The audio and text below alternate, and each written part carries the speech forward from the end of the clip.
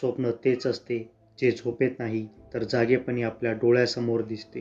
ही ओळ ज्या माणसाने जगली ते होते डॉक्टर अबुल पाकीर जनुलाब्दीन अब्दुल कलाम. 1931 साली तमिळनाडूतील रामेश्वरम या छोट्या गावात एका गरीब कुटुंबात त्यांचा जन्म झाला. घरात आर्थिक संकट असूनही त्यांची जिज्ञासा, मेहनत आणि आत्मविश्वास कधीही कमी झाला नाही.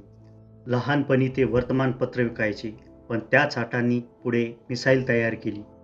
इंजिनिअरिंग पूर्ण केल्यानंतर त्यांनी पुढे DRDO आणि इस्रोमध्ये काम केले. त्यांनी भारताचा पहिला उपग्रह प्रक्षेपक SLV-3 तयार केला आणि भारताचे डोके अभिमानाने वर केले.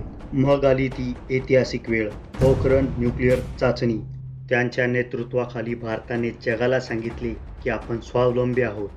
तेव्हाच ते बनले मिसाईल मॅन ऑफ इंडिया. 2002 मध्ये ते झाले भारताचे राष्ट्रपती. पण ते राजकीय नेता नव्हते, ते होते जनतेचे मार्गदर्शक. ते शाळा, कॉलेज आणि प्रत्येक तरुणाशी थेट संवाद साधायचे. त्यांचा एकच संदेश होता, मोठी स्वप्न पहा आणि ते साकार करण्यासाठी झटून प्रयत्न करा. 27 जुलै 2015 रोजी व्याख्यान देताना त्यांचे निधन झाले. हृदय थांबले, पण प्रेरणा जिवंत राहिली.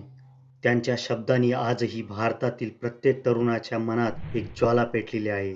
तुमच्या स्वप्नावर विश्वास ठेवा, कारण तीच तुम्हाला उंच नेतील. व्हिडिओमधून नवीन माहिती भेटली असेल तर फॅक्टेच हिस्ट्री चॅनलला सबस्क्राईब करा, कारण आपण असे व्हिडिओ रोजच आणतो.